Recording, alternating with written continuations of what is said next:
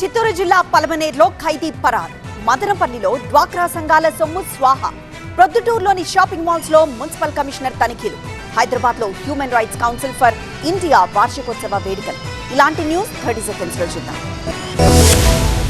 చిత్తూరు జిల్లా పలమనేరులో జైళ్ల శాఖ నిర్వహిస్తున్న పెట్రోల్ బంకులో పనిచేస్తున్న ఖైదీ సూరి పరారయ్యాడు.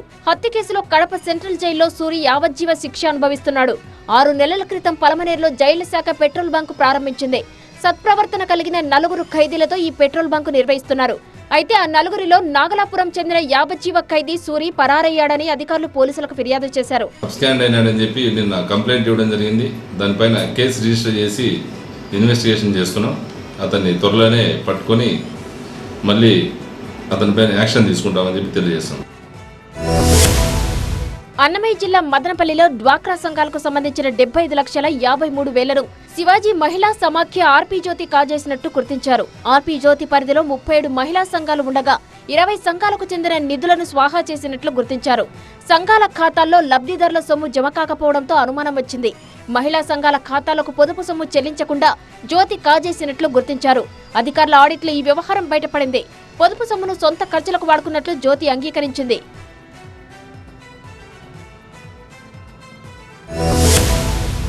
స్వచ్ఛ ప్రొద్దుటూరు కార్యక్రమంలో భాగంగా పట్టణంలోని షాపింగ్ మాల్స్ లో మున్సిపల్ కమిషనర్ శ్రీనివాస్ విశ్వనాథ్ తనిఖీలు చేశారు. హోమస్పేట వీధిలోని విశాల్ సూపర్ మార్కెట్ లో పెద్ద మొత్తంలో నిల్వ ఉంచిన ప్లాస్టిక్ ను సీజ్ చేశారు municipal commissioner Srinivas Vishwanath. Vishal super market లో పనిచేసే ఉద్యోగులకు ప్లాస్టిక్ పై అవగాహన కల్పించారు. ఆ తర్వాత ప్లాస్టిక్ ను మున్సిపల్ చెత్త సేకరణ వాహనంలో వేయించారు మున్సిపల్ కమిషనర్.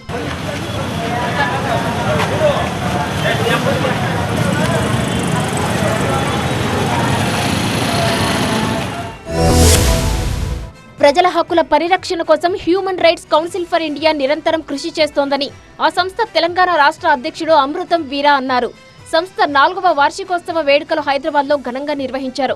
గత 4 ఏళ్లుగా ఎన్నో సవాళ్లను ఎదుర్కొంటూ సంస్థ ముందుకు సాగుతోందన్నారు అమృతం వీరా. రాబోయే రోజుల్లో సంస్థను మరింత బలోపేతం చేయడంతో పాటు ప్రతి సభ్యుడు క్రమశిక్షణ, నిజాయితీ, నిబద్ధతతో పనిచేయాలని సూచించారు. ప్రజల సమస్యలను గుర్తించి బాధితులకు అండగా ఉంటూ మానవ హక్కులపై గ్రామస్థాయి నుంచి విస్తృతంగా అవగాహన కల్పిస్తామన్నారు.